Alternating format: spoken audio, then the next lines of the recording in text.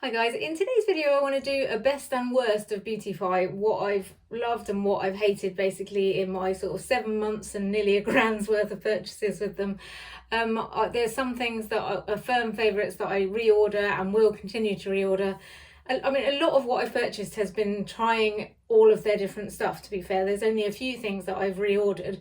But there are now things that I feel like I will reorder. It's hard to do these videos because I always want to try something new and then I'm like, oh, I should wait until I've got that to include it in the video, but otherwise I'll never do it. So I'm gonna, and actually I found it so hard I couldn't narrow it down to a top 5. I was going to do a top 5 and a worst 5, but I couldn't narrow it down to a top 5, so I've gone top 10 and worst 6. It's not very catchy, but still.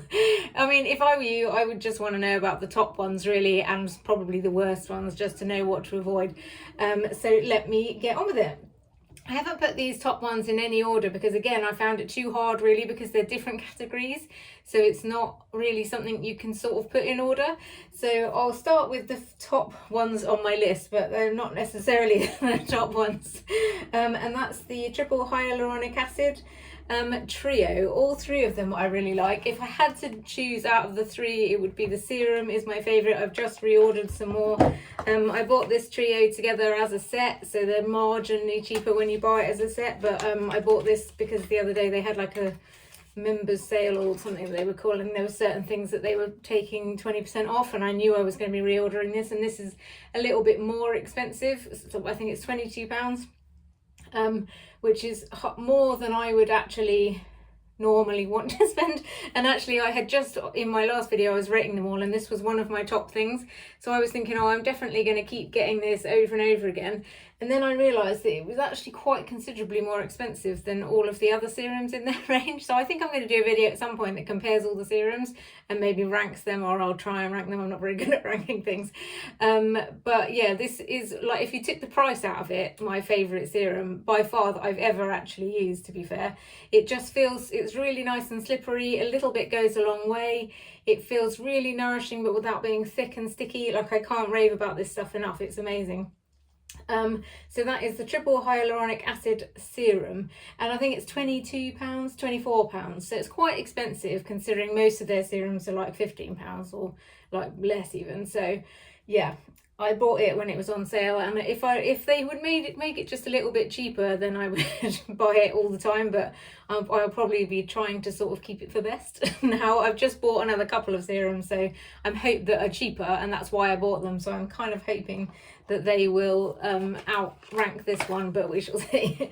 So that it probably is my top thing if I had to choose, but also within that range there is the moisturizer, the triple hyaluronic moisturizer, and also the eye cream, which all 3 of them are just the perfect consistency. They are like just a nice, they feel really lovely and nourishing and silky on the skin, but they don't feel like sticky or cloggy or like you couldn't put makeup on afterwards. Like, they feel just a perfect level of moisturization basically.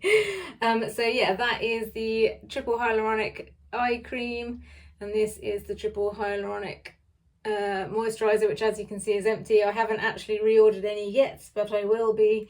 I'm just trying to use up all the other moisturizers that I've got basically. So yes, after that we have the LED mask. Annoyingly I haven't got, I was just supposed to bring that down, but I haven't. So yeah, that is an LED light mask. I've done 2 videos on that I'll link below. It's such a good mask, like it's just the right, like it's comfortable to wear, it doesn't take too long, you don't have to plug yourself in, like it's got like a remote control. It's really good. I really like it, and I've definitely noticed some difference in my skin since using it. So yeah, that is one of my top things, and it's also really cheap. I don't know if they are doing that one anymore because I know they were like going to try and bring one out that worked in the US as well as the UK. So, but I would assume that one was £99. I would assume that the next one will be a similar price point, because it would be a bit rubbish to make it more expensive now, but who knows. So after that we have the Depuffing under eye gels. These things, they are so good. The packaging I don't love. I wish they'd put it in their normal nice white Beautify packaging, but the actual eye things are amazing. They are the only under eye pads that I have ever noticed an actual difference for. Like once you've put them on your eyes for 10 minutes, you can visibly see the difference. I can't rave about these enough either. And normally I love these things just for the ritual of doing the under eye thing, but I wouldn't necessarily say that I can particularly notice a difference other than just you've put something nourishing on your eye. But with these, I really did notice a difference. The only thing is if you're putting makeup on afterwards, you need to wipe away the residue, just like the serum that's on the pads. Like if you just get a bit of wet tissue or something and just wipe that away, because otherwise it can get a bit sort of gloopy when you put makeup on over the top. Right, so what is next? Next we've got the One Powder Wonder Uberlucent Universal, another one that I have not stopped raving about. I've done individual videos on most of these because they're so good. This is, again, I hate the packaging for this, and Beauty Pie, I really, if you know, follow my channel, you know I'm always looking for sort of more sustainable plastic-free options, and Beauty Pie do a like compact that you can refill, but for some reason this one, they don't have a refill for it, which I have contacted them about on several occasions to tell them that they should do it, because why would you not? Why would you have one that you can refill and one that you can't? Like, I don't love the powder that you can refill it with, and that was what they suggested. Why don't you use that powder? And it's like, well, if I wanted to use that powder, I wouldn't be asking, would I? So this one is a white, it's very similar to the Pat McGrath under eye setting powder. It doesn't, not too much powder comes off when you use it, so it's just the perfect amount for setting and all over your face. Like it says it looks white, but it's actually not white when you put it on your face. Like, you know what it's like with setting powders, like they look much harsher than they actually are when you put them on. So yeah, I love this powder. I can't even explain why it's so good, but it's like, even my old favourite, the Charlotte Tilbury, I just recently repurchased because that's so spendy. And I still am reaching for this one really over the Charlotte Tilbury because it's just so perfect, and I can't even really explain why. But annoyingly, I think Beauty Pie are now sold out until June, which is annoying because I was going to buy some the other day and I didn't. Anyway, so that is the One Powder Wonder Uberlucent Universal.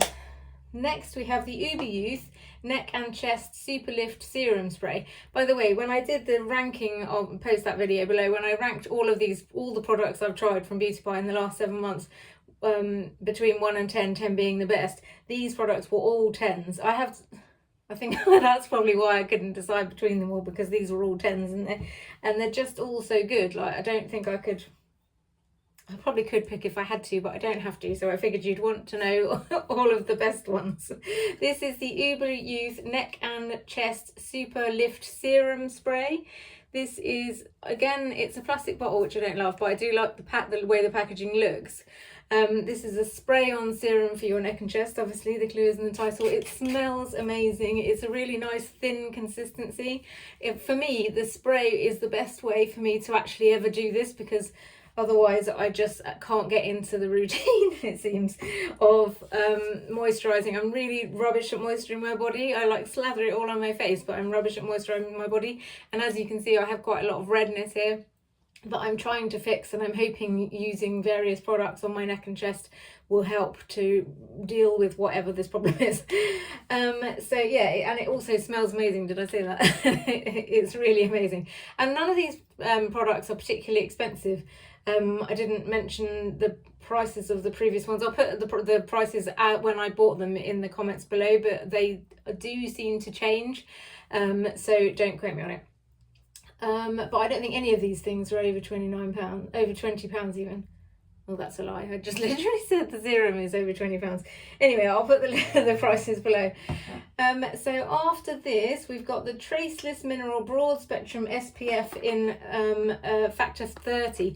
Again, I would rather this was factor 50, but this is the only mineral one they do. I have just reordered this again as part of the last order that I did, which I'll do a video on. But the packaging is basically exactly the same. They do a 50 SPF, which is really good, but it's fragrant, so it stings my eyes a bit. Whereas this one is mineral, so it doesn't sting my eyes. And also the texture of this one is much nicer. It's a much thicker and feels more of a moisturiser. Like it says, they both say they're a sunscreen and primer. I wouldn't necessarily feel like that would be the case for the 50 one, because it's quite a lot more runny. This one is a bit of a thicker consistency, and like even the colour and everything about it feels much more like a nourishing moisturised cream. They don't, I've put too much on my hand there, but they don't leave any kind of white cast. They're a really lovely texture. They don't feel, this one doesn't sting my eyes at all. It doesn't smell of anything. It is like, this one is brilliant. And I'll tell you how much this one is because it's in front of me. This is £17. The mineral one is slightly more expensive, annoyingly, which again I just noticed when I went to order it. I thought that they were the same, but the 50 one I think is only £13.50, or it's definitely considerably cheaper. So this then becomes in a price comparison with things like the Roche-Posay one that I was using before, but I do prefer the texture of this one, I think. So yeah, I will keep using this for now unless I get annoyed about the price, basically. So that is in my top 10, and then the number 9 of my top 10 is this gua sha. No, it's not a gua sha, it's just a Luxe facial roller. I love this. It came in a kit with a facial oil, which I don't have with me, which I do really like, but I used that on my face the other day, and for the first time, I have used it several times, but for the first time that time I have come out in a little bit of a rash, and I don't know if it's that, or it could be other things that I'm also using at the same time, but I don't know if an oil on my face is a bit too much for my skin. But I have very sensitive skin. I have eczema on my neck.